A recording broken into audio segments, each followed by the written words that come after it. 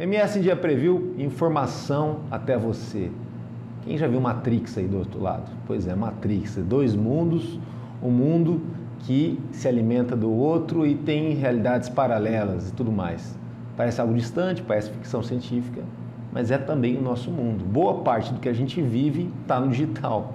E boa parte do que acontece no digital interfere diretamente na nossa vida.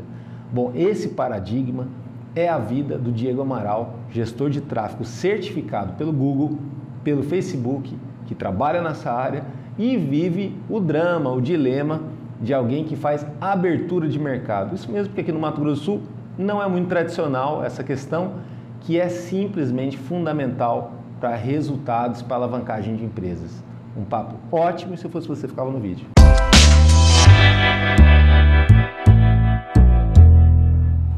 Diegão, obrigado pela vinda aqui nesse dia, a oportunidade de tratar esse tema ultramoderno e ultra importante, que eu acho que deve ser inspiração para muita gente nesse novo mundo, esse mundo cada vez mais digital, de economia digital e de inovação, né?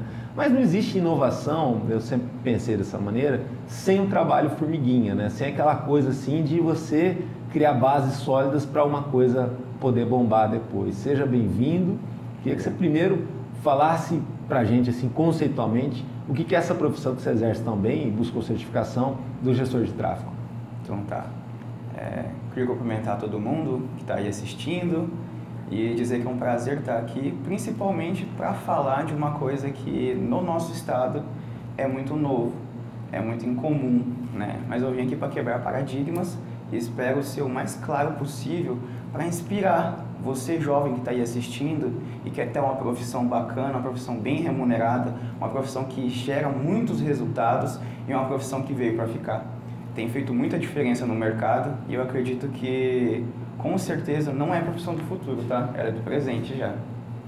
E vamos lá, o que é gestão de tráfego? Gestão de tráfego nada mais é do que você gerir campanhas na internet, certo?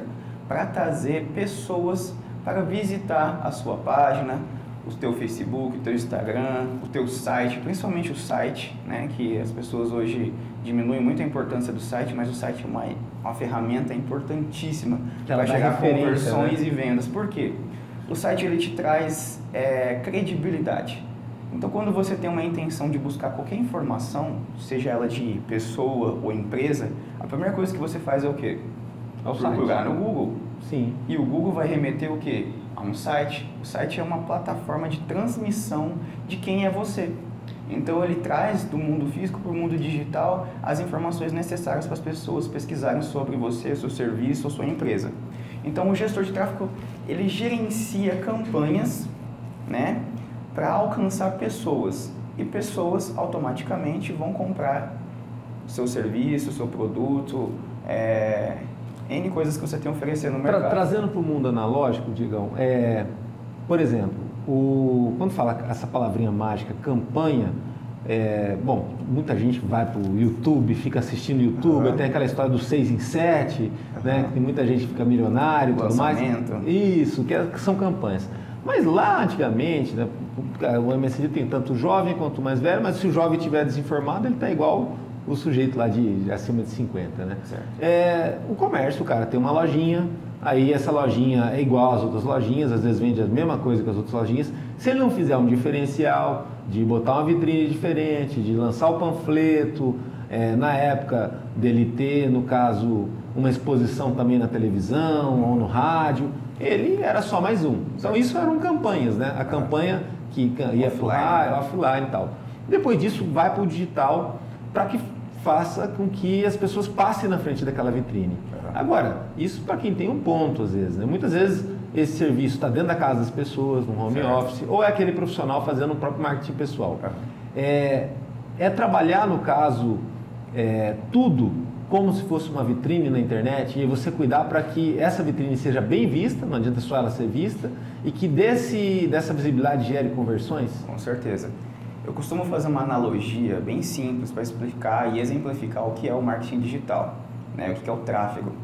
Então vamos supor que você tem um comércio no shopping em Campo Grande, né? Vamos colocar de exemplo.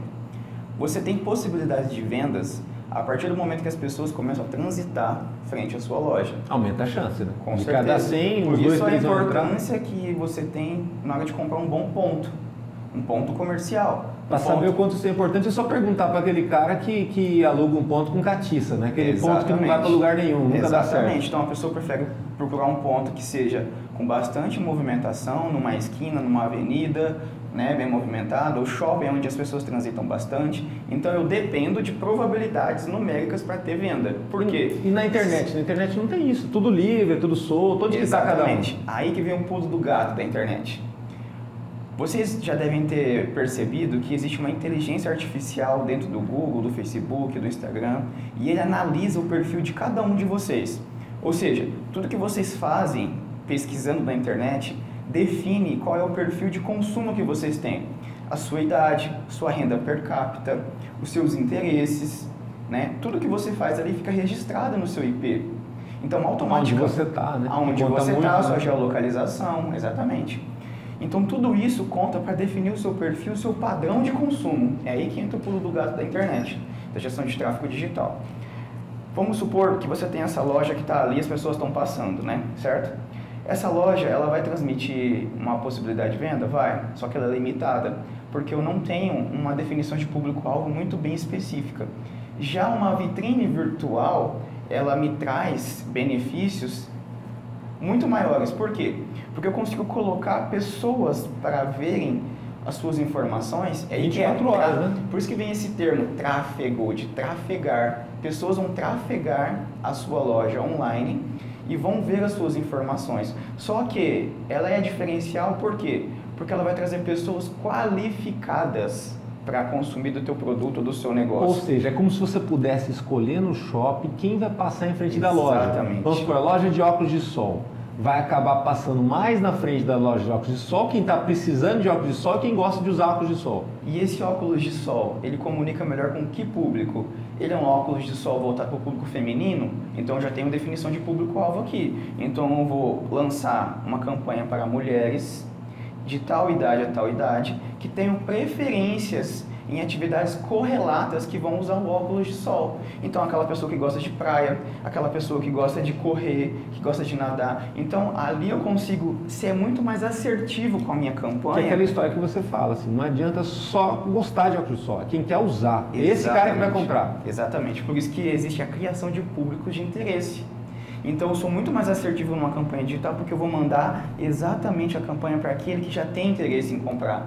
E o teu interesse fica registrado nos IPs, em toda a inteligência artificial que essas plataformas têm, então ele já consegue saber. Vou dar um exemplo clássico aqui. Entrei no meu celular e pesquisei lá, geladeira. Cara, é automático a campanha de remarketing para você depois. Sua vida vira um inferno depois. É o tempo todo anúncio de geladeira, geladeira, geladeira, Cuidado geladeira. com o que desejas, né? Exatamente. Por quê? Porque ali automaticamente definido qual é o seu padrão de consumo, entendeu? Então é muito mais assertivo. Vou dar outro exemplo clássico aqui. Por muitos anos os empresários investiram muito em outdoors, certo?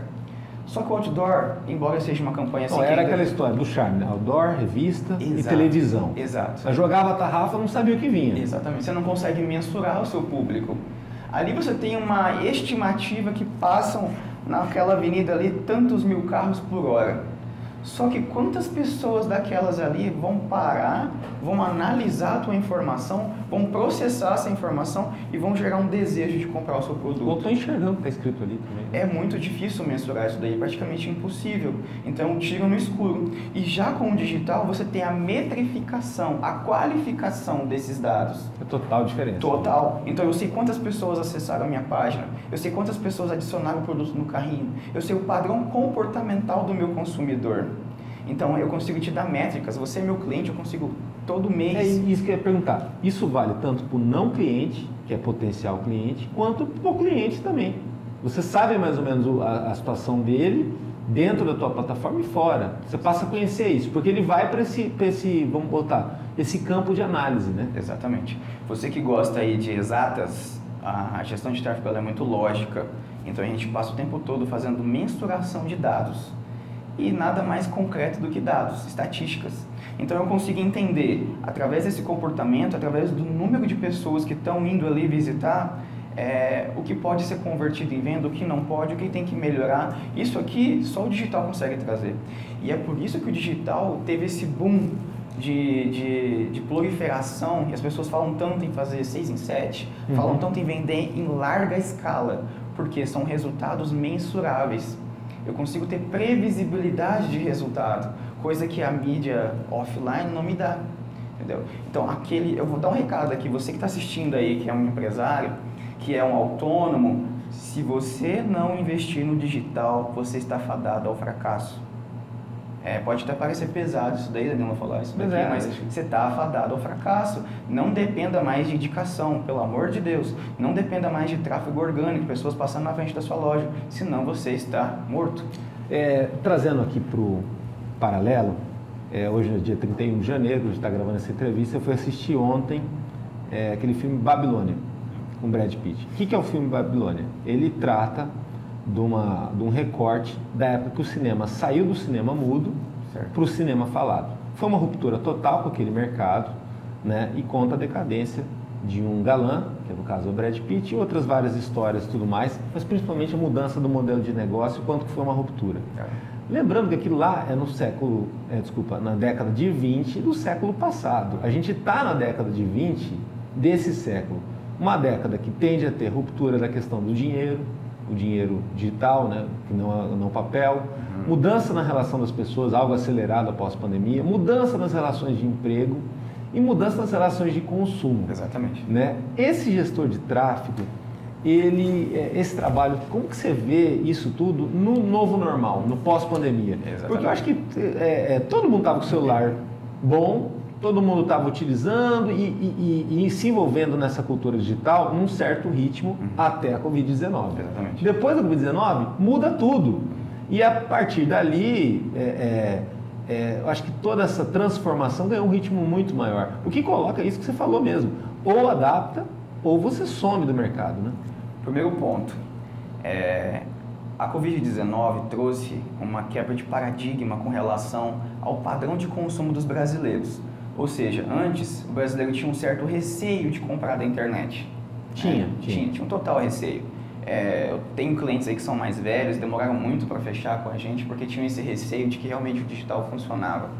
Então, essa quebra de paradigma veio quando não existia mais outra possibilidade além de consumir do digital. Então, quem se deu muito bem ali foram os deliveries, foram os e-commerce, que tinham que dar continuidade à economia, as coisas não podiam parar. As pessoas continuavam morando, vestindo e comendo, né? Precisava de entretenimento. Mas aí você tem a loja física aqui em Campo Grande ou em qualquer outra cidade, que nada impedia também dela ir para o digital. Ela não precisava depender só do físico, só do ponto, Aí também entra essa questão da letargia, da procrastinação. Exatamente. Que fala, meu filho, por que você não foi para o digital ainda? Por que você também não tem vitrine lá se a tua loja tem um layout tão bom aqui no ao vivo, né? Mas vou te dizer o porquê. É cultural isso daí. Existe um estudo que comprova que o Brasil está 7 anos atrasado com relação aos Estados Unidos no que diz respeito ao marketing digital, a inserção dos negócios no digital. Embora o brasileiro seja criativo, até produza conteúdo, é excelente em meme. Exatamente. Mas você fala em termos de operação. Operacional e padrão de consumo também. Então existia realmente, ainda existe um paradigma muito grande a ser mudado, transformado, que é a cultura de confiar no sistema digital.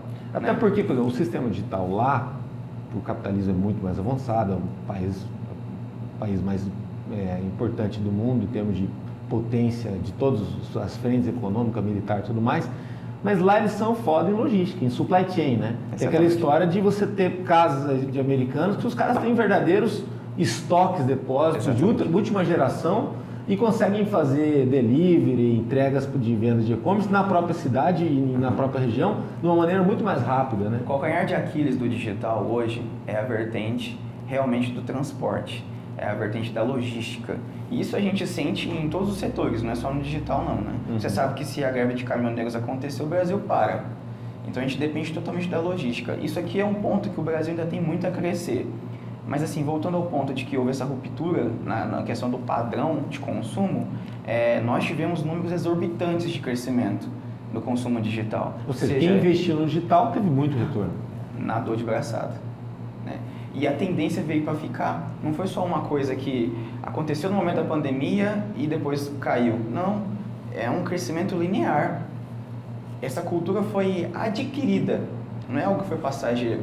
Então você percebeu que era muito melhor, muito mais cômodo e prazeroso consumir pela internet. É prático, é rápido. Ou seja, aquela história resistência se vence com experiência. Exatamente. Quem tinha problema com isso passou a ter boas experiências, tranquilo. E aí outro fator que melhorou com relação à quebra de padrão foi justamente a experiência do cliente.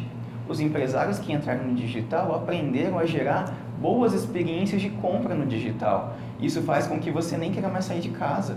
Eu mesmo, se estou em casa, é difícil eu sair para comer em algum lugar, porque, vou enfrentar a fila, demora para atender, aquela coisa toda. Se o padrão do produto vier nivelado, eu prefiro comer em casa, no conforto da minha casa. E se você for lá ao vivo, você vai esperar uma baita de uma experiência. O grau de exigência aumentou também. Exatamente. Mas isso vale até para a questão da conveniência, né? Campo Grande é uma cidade que ela tem muita conveniência, aí teve que vir uma ferramenta digital, que vamos botar um exemplo aí do não só o iFood, mas tem o Zé Delivery e tudo mais, que o cara te entrega a cerveja gelada, o refrigerante lá na temperatura ideal, rapidinho e perto da sua casa, unindo essa conveniência ao local de venda, assim, de uma maneira extraordinária. Muito mais que aquele trabalho, às vezes, de ter que sair correndo. E, cara, e o mais incrível de tudo isso, Danilo, é que todos os tipos de negócio podem utilizar a ferramenta do digital para melhorar suas vendas. Às vezes o seu tipo de negócio é um negócio que não é produto, ele é serviço. Mas o serviço também pode alcançar pessoas, porque com certeza existem milhares de pessoas pesquisando e procurando o teu serviço que ainda não te conhecem. Então você consegue muito bem aumentar seu faturamento. Se você vende produto, a mesma coisa. Então todos os tipos de negócio, todos, sem exceção, conseguem aumentar suas vendas usando o digital. É necessário fazer essa transição. Talvez você continue com o teu negócio aqui físico, mas você precisa criar uma vertente de abertura de canais de venda. Não dependa só do canal físico. Você precisa ter uma abertura no digital. Que é o tal do supply chain, né? Assim, em termos de exemplo, é a diferença entre a Brahma, lá a cerveja que tem em tudo quanto é lugar, que vai ter o bar com o logo dela, e a cerveja artesanal, que na hora que você fizer o pedido, o cara ainda vai ferver a panela, botar, acrescentar, e aí ele vai vender uma por uma, né? Ele colheu o negócio, né? Então tem essa diferença muito grande. Traçando também, fazendo uma metáfora da vida aí, a importância, a potência que tem o digital. É quase também como os aplicativos de namoro, né? Porque revolucionaram. Você tem lá, no caso, o ao vivo, aí você tinha que ir em uma balada, outra, tal, para a pessoa, né, que é solteira, né, um homem, mulher. Hoje, ali, a partir de informações, você tem ligações, conexões entre pessoas de uma maneira, talvez, igual ou muito mais ampla no digital e muito mais, assim, aleatória, porque as pessoas assim, que moram longe, elas têm como estar vinculadas ali a partir daquela plataforma. O digital ele serve isso também, né? Para você não, porque quando você depende só do seu ponto, você tem uma limitação geográfica, né? Só da galera daquela região e tudo mais. E aquela galera daquela região, se abre um concorrente, todo mundo migra para o concorrente, Campo Grande tem isso. No digital é fazer com que aquele cara do outro lado da cidade venha consumir no seu negócio por conta de um diferencial. Também trabalha muito isso, né? Talvez trabalhe até mais o diferencial do que a estratégia offline presencial, né? Com certeza. O digital permite que a gente aplique diversas estratégias de ganho de domínio de região. Então, assim, tem clientes que... Ganho de domínio e competitividade, né? Exatamente. E tem clientes nossos que se importam apenas com dominar a sua região num raio de 5 km, por exemplo. Então eu consigo gerenciar os meus anúncios para que pessoas de um raio de até 5 km vejam exaustivamente os meus anúncios, que entram para dentro do meu funil e sejam impactados com uma conversa que vai fazer com que eles tomem a decisão de ir lá consumir, né? Então, assim, toda ferramenta tem seu lado positivo e negativo. O lado positivo do digital é justamente esse, é você temperar ele, é você afiar o seu machado a ponto de ter uma assertividade muito maior. Então, se você é um empresário que quer atingir novos públicos, não tem ferramenta melhor do que o marketing digital. Não existe, não existe. Você pode contratar outdoor, você pode contratar pessoas para fazer mídia offline, distribuindo panfletos, fazer o que você quiser. Sazonal, né? Não vai ter a mesma assertividade. Por quê? A atenção das pessoas está voltada para o celular. Esses dias eu fui fazer uma viagem e estava assistindo, né, a tela para ver os voos e analisando ali e tal, ia chegar o meu horário, e do nada me deu um insight, assim, eu olhei para o lado e tinha umas 3 pessoas sentadas, 2 em pé, assim, né, olhando o celular o tempo todo. Ninguém estava nem aí para o que estava acontecendo à volta. Ou seja, a nossa atenção, ela está voltada para o digital, não tem como fugir disso. Então, se tivesse alguma propaganda ali, offline, você acha que alguém ia prestar atenção? E não é só produção de conteúdo no offline, no online. É também a oferta, é como isso chega, né? Exatamente. Agora, assim, trazendo para o começo da entrevista, que a gente fala, eu falei até a questão da barreira de entrada. Você é um dos poucos caras nesse mercado, pelo menos na envergadura que você tem, de certificação, de experiência e tudo mais. Daqui a pouco a gente vai até falar de como você foi parar nesse mercado, né? E não é um mercado fácil de entrar, né? Apesar de ter muitas pessoas que se colocam nesse mercado por curiosidade, ou por aventura, ou por oportunismo, falam, não, eu vou trabalhar com isso e tal, só que é muito difícil depois segurar o cliente, porque é uma demanda escalar, né? É onde que eu quero chegar. Tem muita Ferrari sem gasolina. Não adianta trazer, às vezes, o Diego para o empreendimento, trabalhar a marketing digital e ser impaciente, né? Trabalhar a gestão de tráfego e ser impaciente e, principalmente, não aferir resultados. Né? Porque, que nem você falou, traz os clientes de um raio de 5 km. Se a empresa não tem cultura de cadastro, como que ela vai saber? Né? Então, assim, ela vai ficar sempre não trabalhando informação, porque a TV, o rádio, ou até o jornal impresso, ou a falecida revista, ela te deixava o empresário super relaxado com relação a isso. Só que às vezes ele estava perdendo dinheiro, perdendo cliente e não fazia ideia disso. Né? Quer dizer, dormia em berço esplêndido e perdia resultado. Agora, se tiver uma cultura de cadastro, é ótimo. Recentemente, nessas mudanças do mundo e mudanças do mundo digital, a gente teve aí a experiência da compra coletiva, que foi magnífico, uma baita inovação, mas também deixou muita gente de cabelo em pé, porque não se controlava a demanda, né? Aparecia todo mundo de uma vez e comprava tudo de uma vez e o empresário nunca estava pronto para isso. Na gestão de tráfego é como se fosse a mesma coisa, só que mais inteligente, né? Mais organizada. Exatamente. Você colocou 2 pontos ali importantíssimos para a gente falar sobre o avanço do marketing digital com relação à resistência que as pessoas têm por ele. Então vamos lá. Primeira coisa, houve uma divulgação, um disparate de informações que o marketing digital ia ser mágico. Então as pessoas esperam resultado de forma instantânea. Começam hoje a investir no seu negócio e amanhã já quer uma chuva de clientes batendo na sua porta. O que de fato não acontece. E não se prepara também para isso. Não se prepara também para isso. Se ele não tiver estoque, se ele tiver mau atendimento, o marketing digital não vai fazer milagre no presencial. Como todo crescimento, ele é passo a passo, ele é tijolo por tijolo, ele é gradativo. Né? Então é preciso que o empresário tenha um pouco de paciência para a construção de informações, de leads qualificados. Então existe um estudo que fala que uma pessoa para tomar uma decisão de compra na internet, ela precisa ser impactada pelo anúncio pelo menos 6 vezes até ela tomar essa decisão de compra. Bombardeada, então. Então não é de um dia para o outro, né? Existe sim a compra por emoção, né? Às vezes você está ali necessitando muito daquele produto ou serviço, mas e você gerar troca, né? Só que ela é muito menor daquela compra racional. Sim. Né? Então, vamos colocar assim, o funil, a parte do funil onde está concentrado o maior número de pessoas ainda precisa tomar uma decisão. E ela precisa ser convencida para tomar essa decisão. Então, não espere resultado imediato. É preciso haver uma construção, certo? Desse fator de investimento e retorno sobre investimento, né? Que a gente chama de ROI, que é o retorno sobre investimento. A grande vantagem do digital é que esse retorno sobre investimento, ele é mais barato, ele é mais assertivo e ele é escalável. Ou seja, tem cliente meu que coloca R$1.000 de anúncio e vende 20, 30 mil reais. Não é nem para comparar, né? Aonde você tem esse retorno?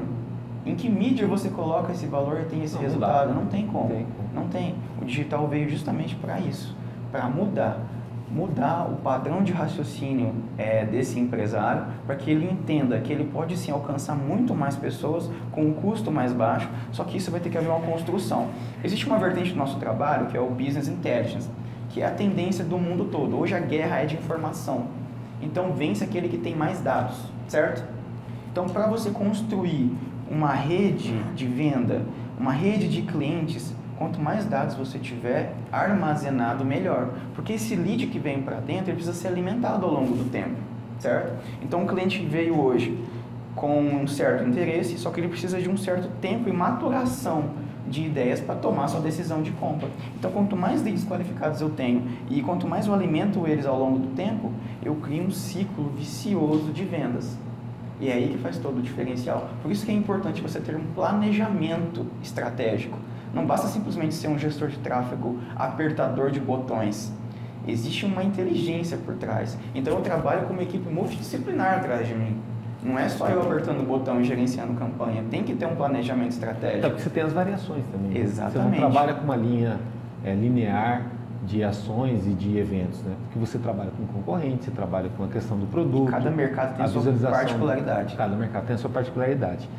Bom, na política é normal espelhamentos com o esporte, porque é uma área de extrema competitividade, com a economia também. Mas a política é a política.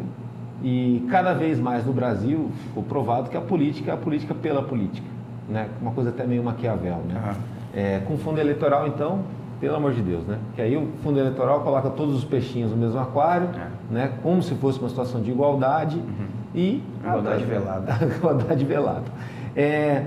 Por incrível que pareça, foi da política que você veio parar nessa questão ultramoderna da gestão de tráfego, né? Como foi essa experiência, como foi isso? E como que foi também hoje ver e olhar o Diego, já cabeça, estudado, conectado, vinculado a referências do mundo inteiro, de vários tipos de mercado, e olhar para a política, da onde você acabou tendo a oportunidade de ver essa chance de trabalho e ver tudo ainda muito arcaico, muito lerdo, muito defasado, de certa forma, no âmbito de você trabalhar competição, trabalhar anulação de concorrente e, principalmente, trabalhar eventos surpresa, né?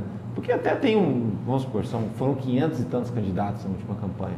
Aí você tem um ou outro dentre os eleitos que são surpresas, né? Claro, aliando o offline, Volta do Mato Grosso do Sul, ao online. Mas você tem um monte de gente famosa e boa que podia ter tido um bom resultado e que não consegue, por quê? Porque ainda não vê a importância do marketing digital. Exatamente. É bem engraçada assim, a minha história no marketing digital, porque eu sempre fui um militante na política, né? Desde quando eu me formei em Direito. Sempre gostou de política? Sempre gostei, porque assim, a política e a venda, ela tem uma correlação muito grande, porque vender é você resolver um problema e quebrar a objeção. E a política nada mais é do que a venda de uma ideologia. Sim. Né? Então eu me apaixonei pela política quando entrei no curso de Direito. Né? E trabalha muito isso, né? Oratória, muito, quebra de objeção o tempo todo, né? Então, quando eu estava ali militando no DACLOB, Diretório Acadêmico da CDB de Direito, quem aí conhece, fui me apaixonando pela política. E como ela é um agente transformador de vidas, se usado da maneira correta. Sim. Né? E trabalhei em várias secretarias aí, fui assessor de alguns parlamentares e tudo mais. E em 2018, quando a lei permitiu que houvesse um impulsionamento político, eu fui um dos primeiros do Brasil a me qualificar, me especializar e começar a gerenciar campanhas, né? Fazendo marketing direto com anúncios, né, de fato impulsionados para candidatos, né? E ali foi uma coisa assim muito engraçada, porque ninguém no Brasil tinha experiência, foi a primeira vez. Ou seja, quem se aprofundasse mais, quem fosse mais curioso, quem fosse para mais... o chão, quem fosse para a batalha mesmo, assim, no campo de guerra, aprendendo a ferramenta no dia a dia, que ia conseguir sair na frente, porque era tudo muito novo para todo mundo, né? A gente tinha aprendido a fazer gestão de tráfego para empresas, mas o impulsionamento é diferente, porque existem várias regras ali. Em 2018 existiam vários parâmetros que eram proibidos, eram coisas muito novas, que depois foram objetos de várias ações, né, nos tribunais eleitorais. É muito interessante você falar isso, para o público também perceber nesse cenário.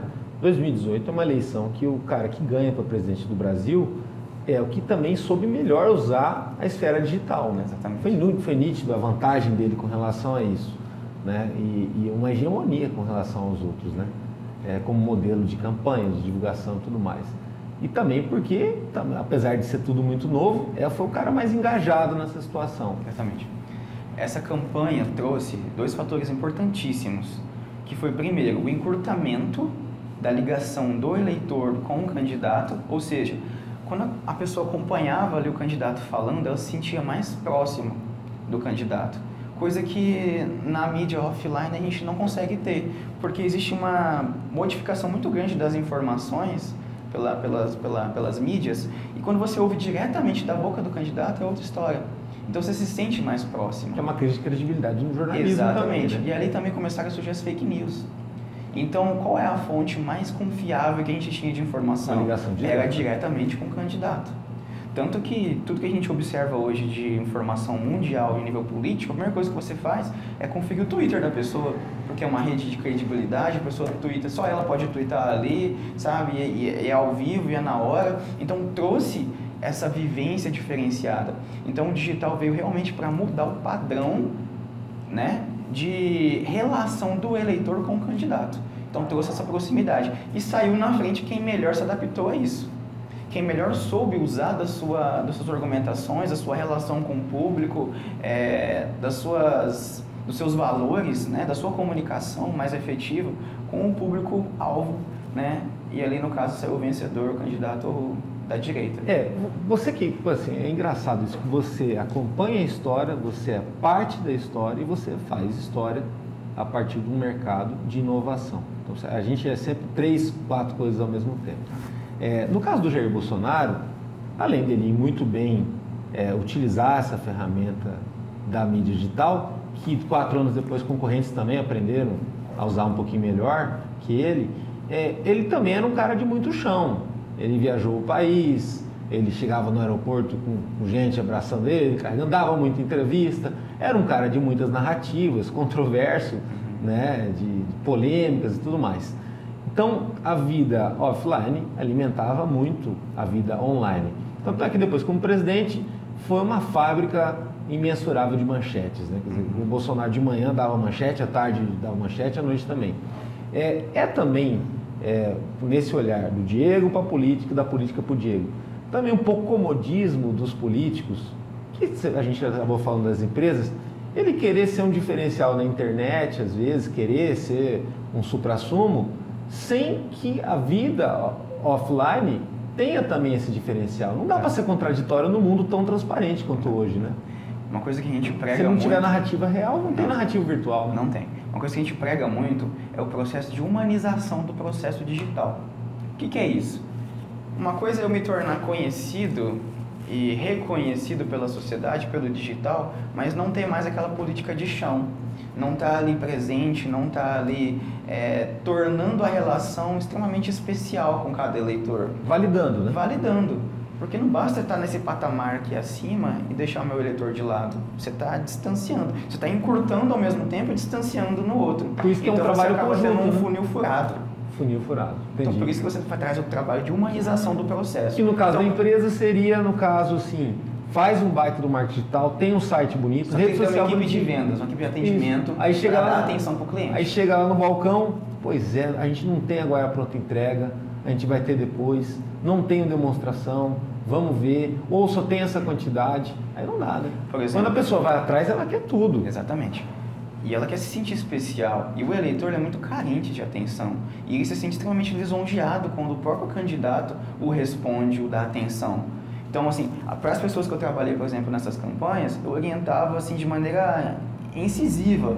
Dê atenção aos seus eleitores. O eleitor veio através do Instagram, manda um áudio para ele, manda um vídeo para ele, mostra que ele é especial. Isso é, com certeza, conversão em voto. Não, traz ele para dentro do processo. Isso eu vi muito, esse mix, na campanha do Contar. Acabei participando de uma parte da campanha do Contar em 2018. E a esposa dele, publicitária, muito boa também em formulação de estratégias. Mas a assimilação do candidato, e depois da assimilação do candidato, a execução passa a ser talento do cara também, né? Exatamente. E aí ele entendeu a importância dessa aliança dos dois mundos, digital. Então, o digital andava muito bem, gerava situações para ele já convertia para uma conexão real com as pessoas, conversando por telefone ou indo até elas, e depois mantinha isso. Tanto é que foi o mais bem votado, por conta de todo esse trabalho. É uma maratona, mas aí deixa de ser aquele político que eles falam que na Inglaterra, política raiz de grama, né? Que ele depende de mão a mão, apertar, conversar, decorar nome, não dá. Hoje em dia a gente está num mundo onde a taxa de conversão é cada vez menor, né? Você tem que abordar mais para você manter resultados de níveis aceitáveis. Se você abordar pouco, a chance de conversão é muito menor. Né? Exatamente. Quando um lead entra em contato com você, através de um posicionamento político, ele ainda é um lead frio. Então ele precisa estudar melhor suas propostas. Então daí a importância do marketing de conteúdo. Ele precisa entender melhor a sua história. Daí a importância de você ter serviço prestado e mostrar que você realmente faz jus àquele cargo, que você gera confiança e estabilidade emocional nesse eleitor. Então, aí a grande importância também de você trazer ele para dentro do seu processo, porque você começa a esquentar o coração desse lead, desse contato, desse eleitor, e ele começa a se sentir pertencente à tua história, o cara nem acredita que isso está acontecendo, né? Ele fala, meu Deus do céu, porque o político antigamente eu só via no panfleto, eu só via no adesivo, agora ele está falando comigo, e quando ele está dentro, ele está perguntando para mim alguma coisa. Ele é o fator multiplicativo. É ele que vai falar com a família. É o micro-influenciador, né? Exatamente. Ali no mínimo 4 pessoas na casa dele, a família, e ele vai fazer isso de maneira voluntária. Então você está economizando também na campanha. Você falou uma coisa muito legal aí, esquentar o coração do outro lado. Quer dizer, só o contato não quer dizer nada. Ou o contato, a visibilidade da marca não é nada. Se você não tiver uma força humana ali de conexão, não Até porque entra o que eu te falei agora sobre venda. O papel da venda dentro da política é a venda da tua proposta. Né? Então você vai resolver um problema e quebrar objeções. Qual é o problema desse lead? Normalmente ele está reclamando do seu bairro, está precisando de uma ajuda aqui, outra ali, um encaminhamento. Se você não é a pessoa responsável por isso, encaminha para a autoridade competente. Às vezes ele só quer atenção, às vezes ele está carente de atenção, às vezes ele é simpatizante com a tua ideologia, às vezes ele precisa de uma estrutura, entende? Então ali você vai temperar ele, você vai saber o que realmente ele quer, resolução de problema, né? E aí você começa a quebrar as objeções dele. Como? Encaminha ele para setores competentes. Aí que é a importância da organização de equipe. É o que a gente fazia, né, para as pessoas que a gente prestou serviço. Que é tipo o mediador, a pessoa que faz o encaminhamento, como trabalhar essa pessoa que chega até ali. Você acolheu essa pessoa, você resolveu o problema dela. Como é para muitas empresas o pós-venda, né? Exatamente. Só que assim, no caso da política, a venda seria o contato inicial e a pessoa tipo, aderiu à marca. Já sabe que esse cara existe, veio atrás e tudo mais. Que conselho você daria para quem pensa em acompanhar um pouquinho mais dessa área, que é uma área que tem que gostar muito, é bem difícil e tal, e principalmente aprofundar nisso, sendo que não aprende na faculdade, né? É até melhor no teu caso, você vem de outra área. Eu, inclusive, sou formado em marketing digital, porém, dentro da faculdade, na grade curricular, a questão do tráfego pago, ela é bem superficial. Então eu tive que me qualificar com cursos externos, até curso fora do Brasil a gente chegou a fazer. E o trabalho também, né? O trabalho, às vezes, cada experiência que vai formatando o profissional, todo tipo de experiência. Aquela experiência que você não recebe, aquela experiência que você recebe, aquela experiência que você conseguiu o resultado que você imaginava, aquela experiência que você nem fazia ideia e veio o resultado. Tudo isso dá um portfólio muito grande. Mas eu acho que é tão vasto esse mercado que você faz parte, que tem espaço para o veterano e tem espaço também para a pessoa nova, até porque, como você falou, é tudo muita cooperação, formação de equipe e tudo mais. Né? E as necessidades estão aí. A campanha tem a cada 2 anos e de empresas de Campo Grande, pelo que você tem experiência, quer até perguntar, não chega nem a metade que quem explora marketing digital e gestão de tráfego. Tem 2 vertentes dentro de todo esse processo que, se eu fosse usar de exemplo, de conselho para quem quer entrar nessa área, se aprofundar assim de maneira de alma, se aprofunda de alma, que é paixão, de né? paixão. Primeiro, domine a ferramenta, né, que isso é uma obrigação de todo gestor, mas principalmente o que faz toda a diferença é entenda de pessoas. Porque atrás de tudo isso existem pessoas com sentimentos, desejos, tomadas de decisões, vontade. Entenda o comportamento do consumidor. Entenda a parte psicológica dessa relação de consumo. Né? Esse eu acho que é o fator principal, porque assim, apertador de botão, pessoa que manja da ferramenta, tem um monte no mercado. Mas aquele que entende de pessoas, entende de desejos, de alma, são poucos. E é esses que fazem a diferença e dominam o mercado. Entende? Então, siga só essas 2 vertentes, você vai ter sucesso. Que aí você vai conseguir fazer o desenho certo da vitrine, o encaminhamento dessas pessoas, tudo, para lá.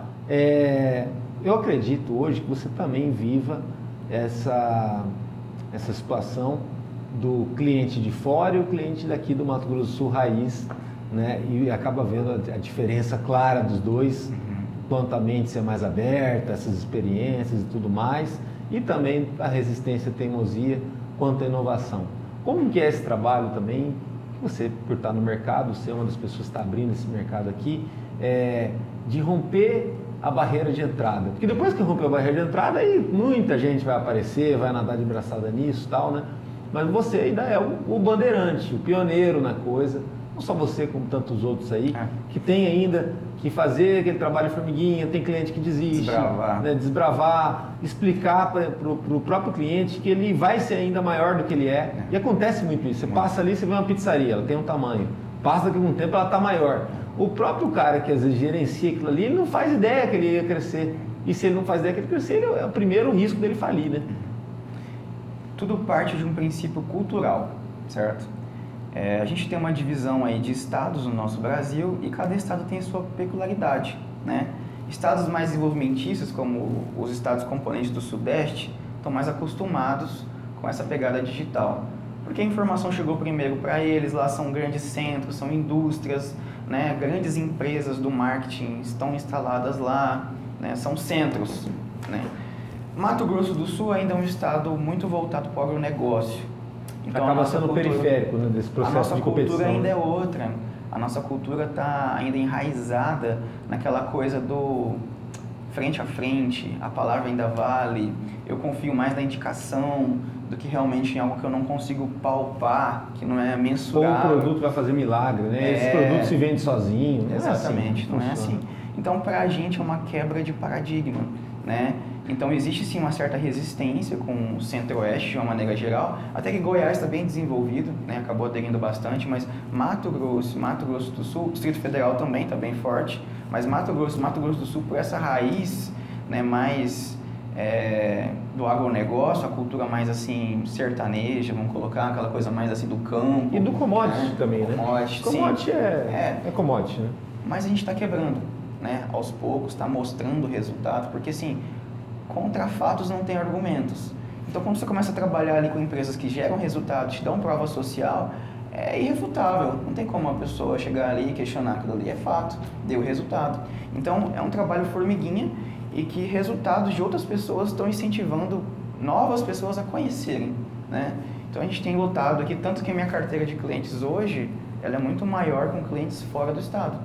Então, a gente está trabalhando ainda essa parte de costume, essa parte psicológica do comportamento do consumidor daqui, né, do empresariado de uma forma geral. Então, acho que é importante, vocês aí que são representantes da classe comercial, que abram espaço para as pessoas do marketing digital ir ali palestrar, dar cursos, mostrar que realmente as ferramentas dão resultado, apresentar essa nova cultura. Você tinha que fazer um workshop para essa turma, eu acredito que ainda mais com a história que você tem na profissão, que é bem sucedida, e a escalada que você fez, você veio da área de direito, buscou isso, se informou, trabalhou, experimentou, então conta muito. Uma pergunta sacana, jornalista nunca confiável, né? Então eu também sou jornalista, apesar de ser também outras coisas. O que é mais importante? É que nem a história da ilha deserta lá, tá? Aquele tipo de pergunta. O produto ou o canal de venda? O mais importante não é nenhum dos dois, é a oferta. A oferta. A oferta faz toda a diferença. Assim, às vezes o produto é melhor do que o outro, mas o outro tem oferta melhor, ganha. Exatamente. O canal de venda desse aqui é melhor que o outro, mas a oferta ganha. A oferta é o segredo da venda. Porque a oferta, ela nada mais é que a representatividade do desejo do consumidor sendo suprida. Então, uma boa oferta, ela entra no teu psicológico, ela vai lá no seu subconsciente. E a sua tomada de decisão, ela é muito rápida. Né? Então, uma boa oferta com uma boa copy, um bom criativo. O que é criativo? É imagem ou vídeo. Né? Então, ela comunica diretamente com o teu límbico, com o teu cérebro, com o seu subconsciente. E ali é onde tudo acontece. Então, a oferta é o mais importante. É a fome com a vontade de comer. Exatamente. Perfeito. Obrigado, irmão. Valeu. Excelente entrevista. Obrigado. Valeu.